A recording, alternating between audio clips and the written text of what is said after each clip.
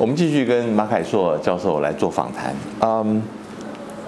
20 years ago, you were the champion of Asian value, which is very different from Western value in terms of democracy or human rights. Are you still a believer of this Asian value? And is the debate still relevant today? Well, I think to put it more correctly, you're right. I was very involved in the Asian values debate, but ours was not an offensive move, but a defensive move. Okay. Because, you know, I was in Harvard in 91, 92, at the end of the Cold War, after Francis Fukuyama's famous essay, The End of History, right, in which he said, from now on, all societies have no choice, but they have to become liberal democracies. And you know, that had a very unilinear view of history. Right. That we all go down one path of history. I said, no. History is not that simple. Right. There's not just going to be one path. There'll be many paths. And 20 years later, I have been proven right. Fukuyama also changed his view. Exactly. I think Francis Fukuyama now acknowledges that in some ways he made a mistake in making it so simple. And now you see, especially with the success of China, and you know, let me give you one statistic, okay?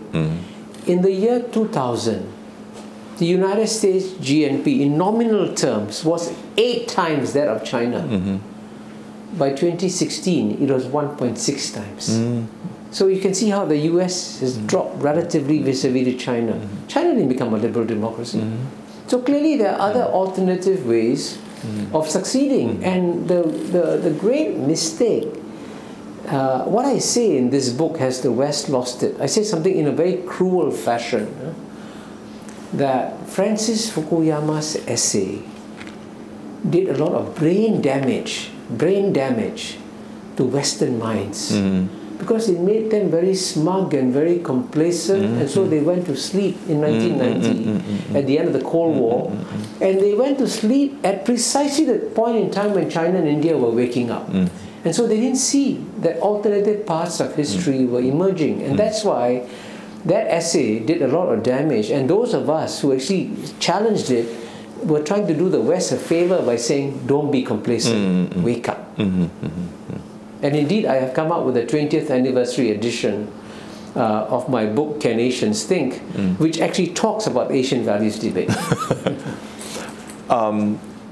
But let me ask you about what you think about Taiwan democracy and its political transformation. And this have something to do with the question we have earlier, which means that Taiwan and South Korea as well seem to follow the middle class model of democracy that has been populated in the West. You have to have economic growth, and you have a middle class, and that will conducive to democracy. But we did not see that in China or in other places. But we do see that in China, in Taiwan, South Korea, and some of the ASEAN countries. What's your thinking on this? Well, I think it's good that Taiwan has a vibrant democracy. And I think I can understand why the Taiwanese people appreciate what they have. And I actually believe that in the long run, all societies will become democracies too. China will also become a democracy, but not immediately. It may take 10, 20, 30, 40 years. I'm not sure how long it'll take, but eventually you'll get there too. So, but it's important not to rush the process. It'd be a tragic mistake for China to try and convert to a democracy overnight, because it will suffer the same fate as Russia. Because when the Soviet Union collapsed, Russia went overnight towards a democracy. Life expectancy came down, infant mortality went up, Russian people suffered. So it's not easy to make a transition to democracy. But at the same time, it is a mistake to think that once you achieve democracy, you have achieved nirvana. Actually, democracies are very difficult political institutions to manage. And the Greeks, who founded democracy, Plato, warned. He said, be careful with democracy. Because if you have democracy, you have demagogues who appeal to the mobs, and you may get mob rule instead of enlightened rule. So Plato was very frightened of democracy. So in the case of Taiwan, for example, as you know, Taiwan has one of the most difficult political challenges of any society anywhere on planet Earth, right? Because here you are trying to figure out what your destiny is vis-a-vis mainland China in the years to come, right? And clearly, as you know, independence is not an option. Because if you push for independence, unfortunately, I fear that there will be disaster, right? So you got to try and achieve some kind of unification or understanding with China in a peaceful way, right? It's very important. Now, democracies are not designed for that, right? So you got to build the really successful democracies, like the Scandinavian democracies, actually have a bipartisan consensus on what is the correct road for the country to follow. So the central path is very clear, and they're both on the central path, maybe a bit left, a bit right. But when you have two parties which are not on the central path, but on extremes, then you have a problem. Because then the country goes from left to right. And today, sadly, for a long time, the model democracy for the world was the United States of America. Today, you can't call United States of America a model democracy because it has become so polarized, right? I mean, to go from Barack Obama to Donald Trump is to go from one extreme of American society to the other extreme, and without taking the central path at all.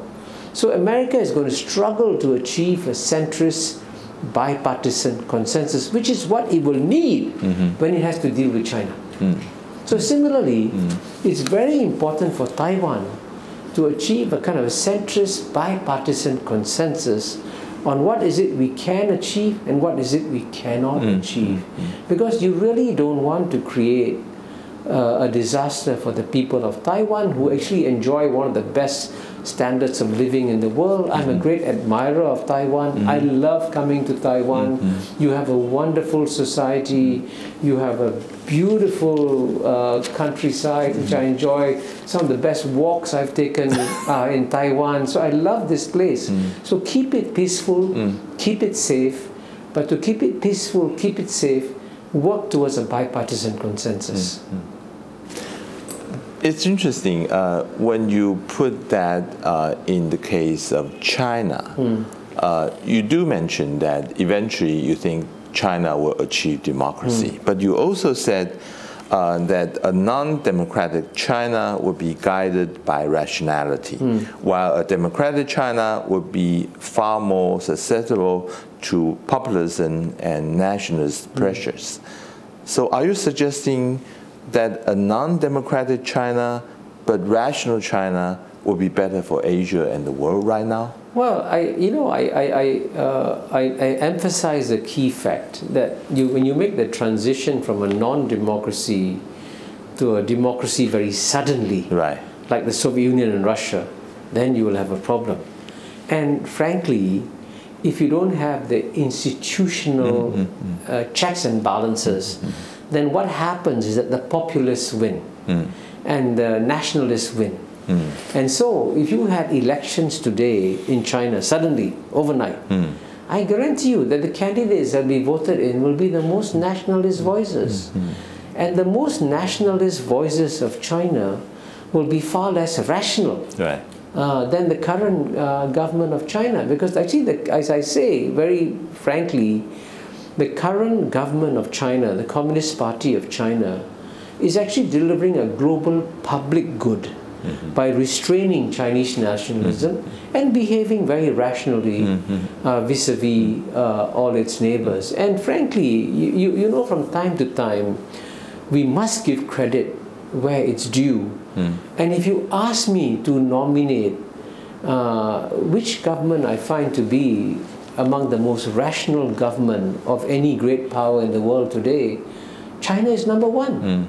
It has the most rational government that is very much focused on its goal of creating a successful middle-class society for China, and is very focused on that goal and trying to avoid getting distracted with conflicts and wars outside China. So wherever it can, it is always trying to calm the atmosphere. And that's good for Asia.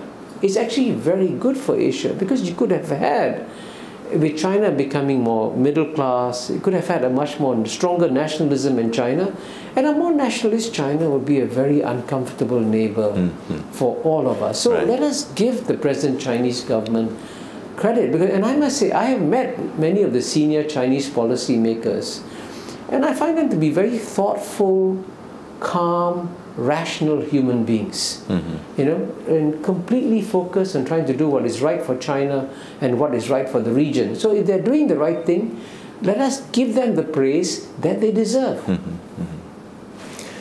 I also like your opinion on the result of Malaysian elections. There is many comments on how that has been, why is there a change here? First, some people talk about it's the corruption scandal of the former Prime Minister, Najib. And there's the talks about that is the opposition led by the former Vice Premier Anwar Ibrahim. And there's a third reason people are saying is the unique role of Dr. Mahathir. What's your thinking on this? Well, actually, I do discuss this in this book, Has the West Lost It? What has happened throughout the world, not just in Malaysia, is that as countries develop and as they achieve more and a larger and larger middle class population, the middle class population expects more good governance, expects a higher level of accountability by the government to its people. And I think the mistake that was made by Prime Minister Najib, and I feel sorry because Prime Minister Najib was also a friend of mine. I knew him, and I felt in some ways sad that he lost the elections. But, you know, when you have a major scandal like 1MDB, and when it comes out that $700 million were deposited into the account of Prime Minister Najib, lots of people ask questions. So it was inevitable that there would be a backlash.